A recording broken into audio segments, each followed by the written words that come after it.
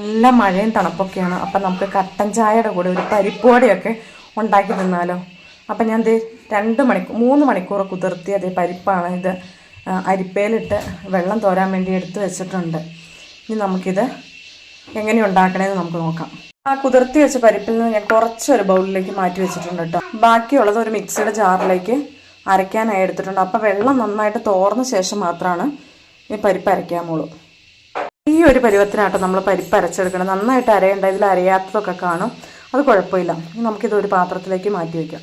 മിക്സിയുടെ ജാറിലേക്ക് ഞാനൊരു വറ്റൽമുളക് 2-3 ചുള വെളുത്തുള്ളി, ഇതേ കരിയാപ്പല ഇത്ര ഇട്ട് കൊടുക്കാം. മുളകൊക്കെ ആവശ്യത്തിനുണ്ടാട്ടോ, ഞാൻ പിള്ളേർക്ക് കൊടുക്കാനായതുകൊണ്ട് മുളക് കുറച്ചതാണ്. കരിയാപ്പലയൊക്കെ കൂടുതൽ ഇട്ട് കൊടുക്കും കേട്ടോ, ടേസ്റ്റ്. ഇതൊന്ന് അരച്ചെടുക്കാം. ബൗളിൽ മാറ്റി വെച്ചേക്കണേ പരിപ്പും പിന്നെ അത് ആ മിക്സ് ചെയ്ത അരച്ചെടുത്ത് നമ്മൾ വറ്റൽമുളകും കരിയാപ്പിലും എല്ലാം അരച്ചെടുത്തൊക്കെ ഒരു പാത്രത്തിലേക്ക്, അരച്ച പരിപ്പും എല്ലാം കൂടെ ഒരു പാത്രത്തിലേക്ക് എടുത്തിട്ടുണ്ട്. അതിലേക്ക് ഉപ്പിട്ട് കൊടുക്കണം. ഇനി ഞാനൊരു പകുതി സവോളയും ഇഞ്ചിയും കൂടെ അരിഞ്ഞു വെച്ചിട്ടുണ്ട്, അതും കൂടെ ഇതിലേക്ക് മിക്സ് ചെയ്യുകയാണ്. ഇനി നമുക്ക് നന്നായിട്ടൊന്ന് മിക്സ് ചെയ്തെടുക്കാം. ആ ഇഞ്ചിയുടെയും സവോളയും എല്ലാം നന്നായിട്ട് മിക്സ് ആവാൻ പാകത്തിന് നന്നായിട്ട് യോജിപ്പിച്ചെടുക്കണം കേട്ടോ.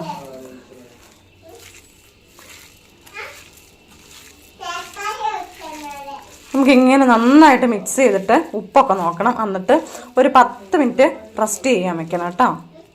ഞാൻ ഇങ്ങനെ ഓരോന്നോരോന്ന് പാത്രത്തിലേക്ക് പരത്തി വെക്കും കേട്ടോ. നമ്മുടെ ഒരു ബോൾ ഷേപ്പായിട്ട് ചെറിയൊരു ബോളായിട്ട് എടുത്തിട്ട് നമ്മുടെ ഉള്ളം കയ്യിൽ വെച്ച് പ്രസ് ചെയ്തെടുക്കണം. അപ്പം ഞാൻ ചെറിയ ബോൾ ഇതാട്ടോ ഉണ്ടാക്കിയത്. അപ്പം ഇനി ഇത് എണ്ണയിലേക്ക് ഇടാം. ഓയിലൊക്കെ നന്നായിട്ട് തിളച്ചിട്ടുണ്ട്.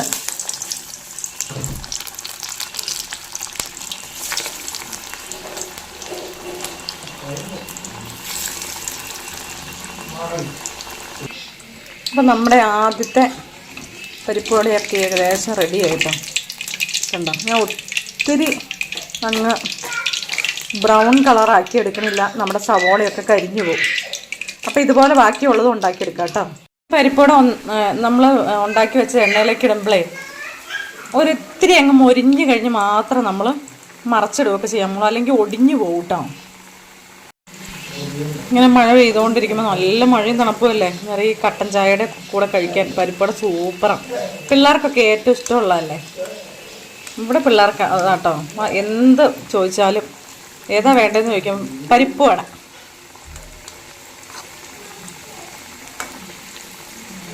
അടിപൊളിയാണ്.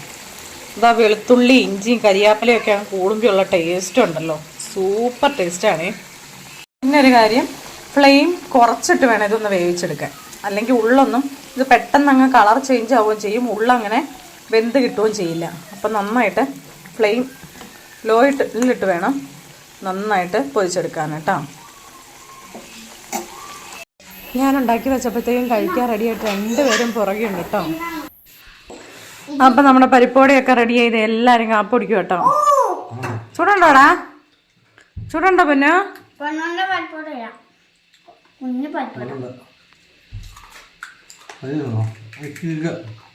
എങ്ങനെയുണ്ട് പിന്നെ? സൂപ്പറാണോ?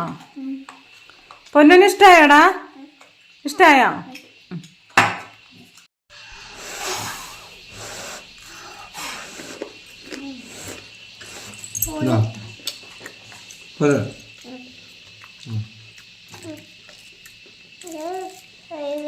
ഇരുന്നോടാ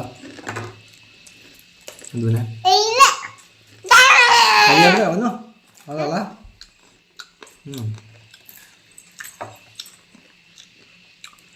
ഒത്തിരി ഒന്നുമില്ലല്ലോ.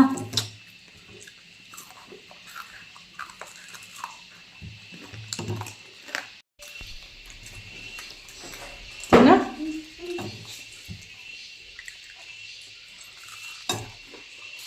അമ്മയുടെ പരിപ്പോടെ സൂപ്പറാണോ?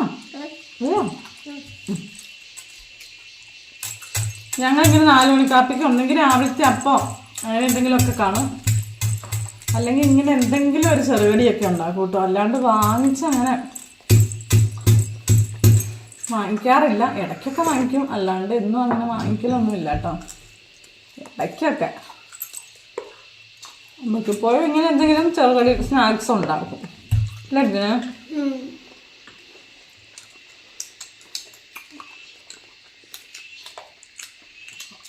കറിവേപ്പില വന്നേരാ.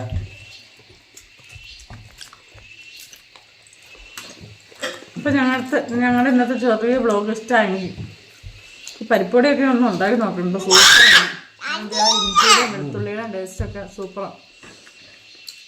അപ്പോൾ ഉണ്ടാക്കി നോക്കിയിട്ട് ഒന്ന് അഭിപ്രായങ്ങളൊന്ന് കമൻറ്റ് ചെയ്യുക. അതുപോലെ ചാനലൊന്ന് സബ്സ്ക്രൈബ് ചെയ്യുക, ലൈക്ക് ചെയ്യുക, ഷെയർ ചെയ്യുക.